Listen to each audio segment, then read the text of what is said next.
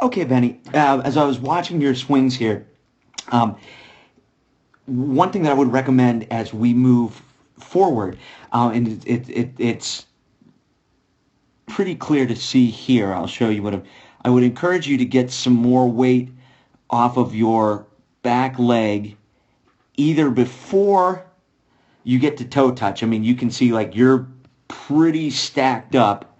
Oops, sorry. Here on our back leg. And like we've been talking about over the years, either we've got to slide that you can be there at toe touch, which is there, okay? I mean, that's a lot of weight still on our back leg. You can see that's a kind of a difficult position to turn from. You can be stacked up like that, but we've got to get our weight off before we start to really rotate. I'll put a link when I post this on Twitter, to some major league samples I have that show that pretty well. But see, here's the thing: as you get your heel into the ground there, okay, as you watch, use that T as a frame of reference, right? Remember, once that heel gets into the ground, right, now all of a sudden, like we're rotating, right? We load our backside to unload our backside into our front side, right? That front side's got to be our brake. And as you watch again, as you kind of look, see the T behind you, right? From that point at heel strike, right? This is going to be a little bit of a difficult place to swing from because you've got so much weight that you still have to get off your backside.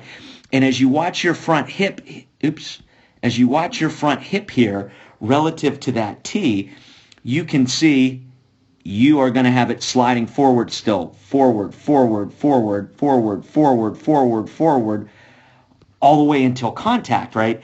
And then at contact, rather than having that's a terrible line. Not yours is a terrible line. I don't mean that. My drawing was terrible, right? More of a, we want to be straight up. If I put up the major leaguers, we would see that line that runs through their back knee, through their back shoulder, and through their chin. And you can see kind of how pronounced you're going back that way. That's pretty intuitive that's not a real powerful position to hit from. So either we've got to get some more weight off of our back leg to toe touch, or as we are skidding our heel into the ground, we've got to get some weight off that way so that by the time we get to heel strike there, sorry, my finger slipped. Time we get to heel strike there, like now we got to be set, right? Like now we got to go, and now we're going to feel that, that rotation is going to be coming in from there. But this has to be, our brake, which is set right here. And again, you can take a look at this stuff on the Major League samples. I'll put that link up on Twitter. It's from hitting week 2.